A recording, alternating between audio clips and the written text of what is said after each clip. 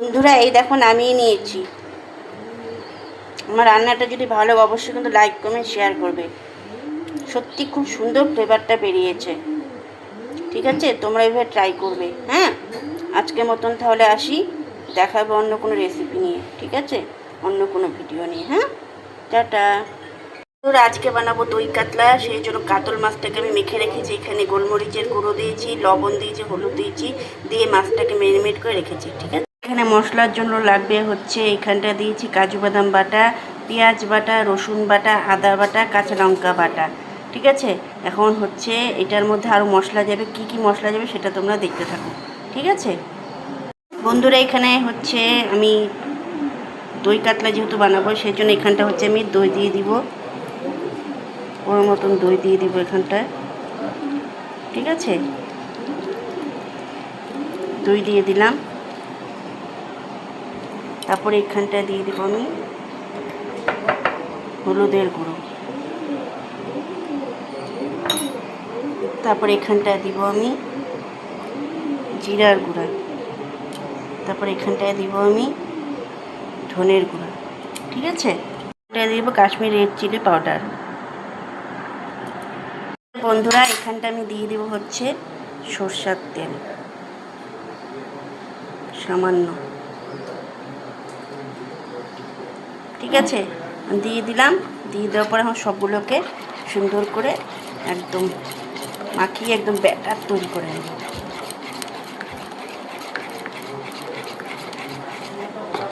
পুরোটাকে সুন্দর করে। তো বন্ধুরা এই দেখো মাছগুলো আমি ভাজতে শুরু করে দিয়েছি। মাছগুলো বেশি ভাজবো না, হালকা করে ভাজবো। ঠিক আছে, একটু লাল লাল করে নামিয়ে নেব। যেহেতু দই কাতলা করবো সেজন্য বেশি ভাজবো না। ঠিক আছে,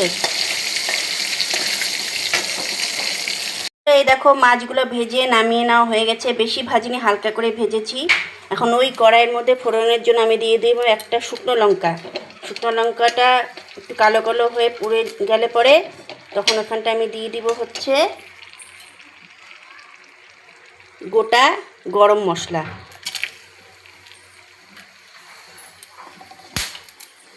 পুরা ফুটে, বুঝলে? সব তো যখন হয়ে যাবে তখন আমি হচ্ছে এখানটায় ফেটিয়ে রাখা টক দইয়ের সাথে যে মশলা রয়েছে এটা ছেড়ে দিই।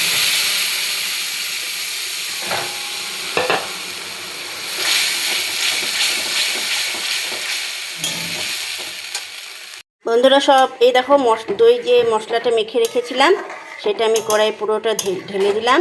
এখন এটা সুন্দর করে ফুটতে দিব। ঠিক আছে, এটা যখন একটু গাঢ় গাঢ় হবে তখন আমি মাছগুলোকে ছাড়বো। বন্ধুরা এই দেখো পুরো ফুটছে। এটা কিন্তু আরও ফুটবে, মানে জল যেটা ছিল দইয়ের সেই জলটা একটু ছেড়ে যাবে, তেল বেরোবে, তারপরে মাছগুলো আমি ছাড়বো। ঠিক আছে, দেখতে থাকো তোমরা। বন্ধুরা এই দেখো পুরো ফুটে গেছে, মানে যতখানি ছিল লেয়ারটা দেখো কতখানি শুকিয়েছে।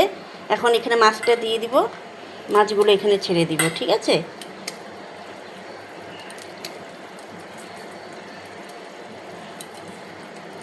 সুন্দর করে ছেড়ে দিব। বন্ধুরা এখানটা আমি এখন দিয়ে দিব দুটো কাঁচা লঙ্কা। কাঁচা লঙ্কাটা পরে দিলাম, তাহলে ফ্লেভারটা ভালো আসে। দিয়ে দেখো কতখানি ছিল, কতখানি শুকালাম একদম। এটা কিন্তু আমার প্রায় রেডি হয়ে গেছে, আর একটুখানি শুকালেই ভালো হবে জিনিসটা।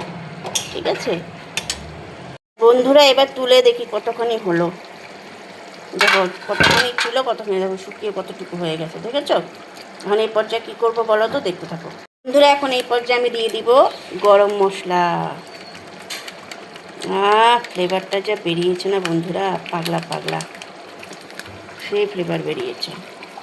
সুন্দর করে গরম মশলাটাকে মাখিয়ে নেব। যা কি সুন্দর ঘন একদম, দেখেছ? তোমরা যারা যারা দই কাতলা এখনও খাওনি তাড়াতাড়ি একটু দেখবে, সেই ভালো লাগবে। বন্ধুরা এই দেখো নামিয়ে নিয়েছি। আমার রান্নাটা যদি ভালো অবশ্যই কিন্তু লাইক কমেন্ট শেয়ার করবে। সত্যি খুব সুন্দর ফ্লেভারটা বেরিয়েছে।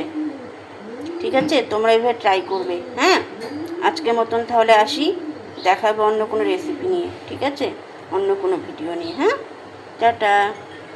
দেখো এত বৃষ্টি হয়েছে, চারিদিকে একদম জল জমে গেছে। এই দেখো, ওই গাড়িটা আসছে, দেখো একদম পুরো জল, দেখতে পেয়েছো? ওই দেখো।